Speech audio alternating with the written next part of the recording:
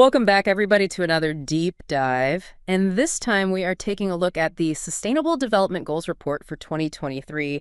Lot to unpack there. Yeah, there really is. It's a big report. It's kind of like the annual checkup for the planet, you know? Okay, so painting a picture for us, what are we looking at when we crack open this report? So it's kind of a mixed bag. There's good news and bad news, just like any kind of health checkup, I guess. Yeah, well, let's start with the good stuff then. Where are we seeing progress? Well, the really encouraging news is that we're seeing continued progress on things like reducing extreme poverty and child mortality.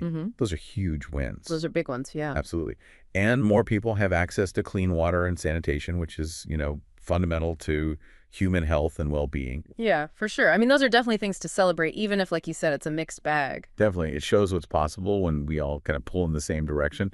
But yeah, there's some pretty alarming trends, too, that we can't ignore. Okay, so where are we going off the rails? Well, climate change is the big elephant in the room. The impacts are accelerating faster than many had predicted. And then there's the biodiversity crisis. We're losing species at an alarming rate, which threatens the delicate balance of, the ecosystems we all depend on. Right, it's all connected.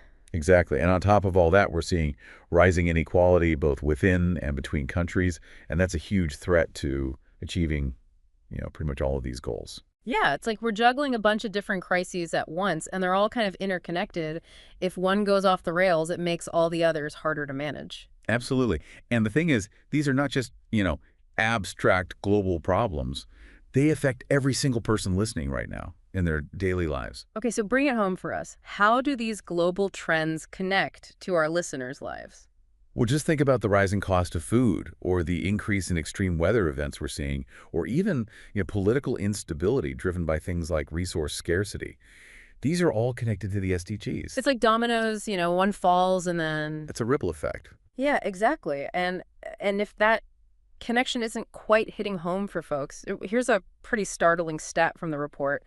At the current rate of progress, it would take an estimated 300 years to end child marriage, and like 286 years to close legal protection gaps for women. That's almost the year 2300. It's mind-blowing, right? And I think that really highlights how urgent this is. This isn't just a report card, it's a call to action. Absolutely. We can't just pat ourselves on the back for the progress we've made.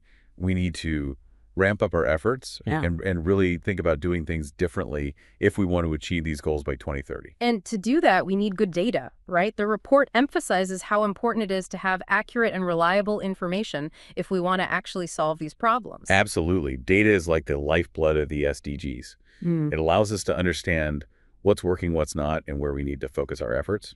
So it's like having a roadmap but no GPS. We know where we want to go, but without data, we're kind of driving blind. That's a great analogy. And the report highlights some really inspiring examples of countries that are using data effectively to drive progress towards the SDGs. Give us a success story. Who's using data really well? So Bangladesh is a really interesting example.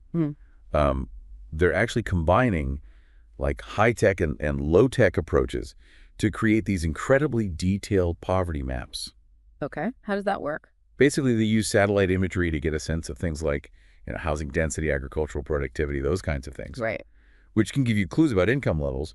And then they combine that with data from good old-fashioned household surveys, going door to door, asking people about their lives. So they're getting both the big picture and the ground truth. Exactly. And by putting those two things together, they're able to target assistance with amazing precision, figuring out exactly which communities need the most support.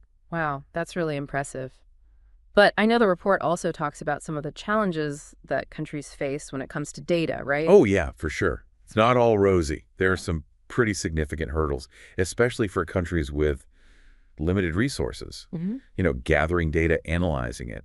All of that takes capacity and expertise. And money, I imagine. Absolutely. And many national statistical offices, the folks who are really on the front lines of collecting and crunching all this data, they often lack the funding and the staff that they need to do their jobs effectively. So it's like we're asking them to bake a cake without giving them the right ingredients or an oven. Yeah, that's a good way to put it. And it's a real problem because if we don't have accurate and timely data, it's incredibly difficult to know if we're making progress or if our efforts are actually having the intended impact. Right. So data is essential, but it's not enough on its own. We need the infrastructure and the resources to collect it, analyze it, and then actually act on it. Exactly. And that brings us to, I think, another really crucial point, which is that we have to remember that all of these goals are interconnected. Progress in one area can have a ripple effect on others. Okay, give us an example of how that works in practice. Sure, well, let's take social protection programs and green jobs, for Mhm. instance. Investing in things like social safety nets and creating opportunities in sectors like renewable energy or sustainable agriculture.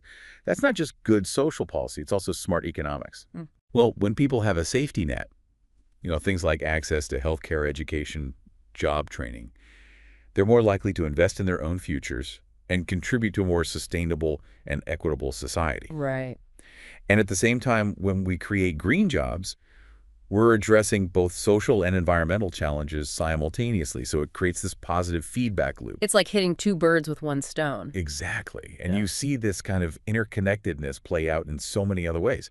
Take gender equality, for example, Yeah. empowering women and girls. It has a multiplier effect across all the SDGs. I can definitely see that. How does that work? Well, for one thing, when women and girls have equal opportunities, it leads to better health outcomes for children and families. Yeah, that makes sense. And it also drives economic growth. Hmm.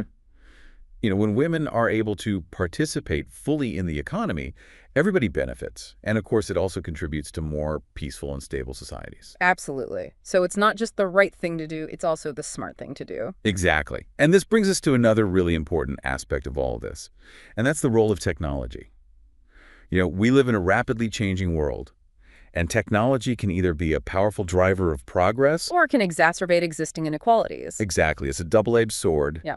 And it's up to us to make sure that we're using it responsibly and ethically to create a better future for everyone. Right. It's about making sure that these powerful tools are actually being used for good and that everybody benefits. Exactly. And that brings us to, I guess, the final act of the report, the call to action. It's not enough to just diagnose the problems we have, to actually do something about them. Absolutely.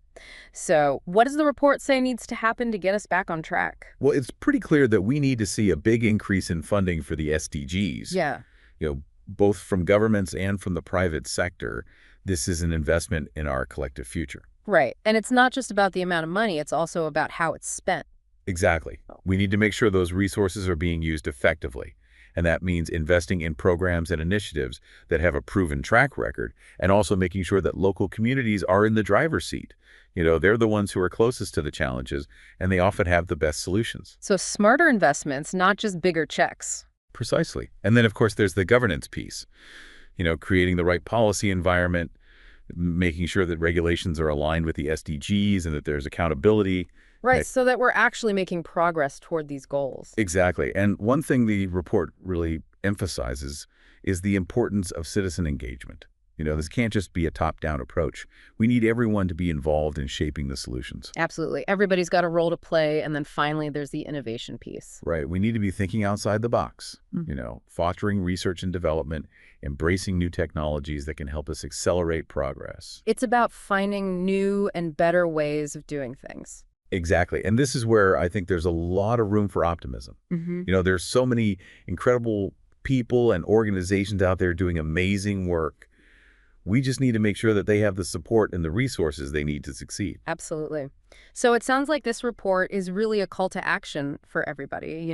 Governments, businesses, individuals, we all have a part to play. Exactly. This is not somebody else's problem. This is our shared responsibility. So what can our listeners do? What are some concrete steps they can take to contribute to this, rescue plan for people and planet? Well, I think the first step is just to educate yourself. Learn about the SDGs, figure out which ones resonate most with you, and then look for ways to get involved in your own community. Right. So find your lane. Exactly. And there's so many ways to do that. You Right. can volunteer, you can donate to organizations that are doing good work, you can talk to your friends and family about these issues, and of course you can also use your voice to advocate for change. Contact your elected officials, let them know that this is something you care about. Every little bit helps. Absolutely. And don't underestimate the power of your own actions. Even small changes in our own lives can add up to a big difference. Right. It's about walking the talk. Exactly. Inspiring others to do the same. Well, this has been a fantastic conversation. Really appreciate you breaking all of this down for us. It's been my pleasure. And to our listeners, thank you for joining us for this deep dive into the Sustainable Development Goals report for 2023. We hope you found it informative and inspiring. And remember, the future is not something that just happens to us, it's something we create together. Absolutely. So let's get to Sure. work.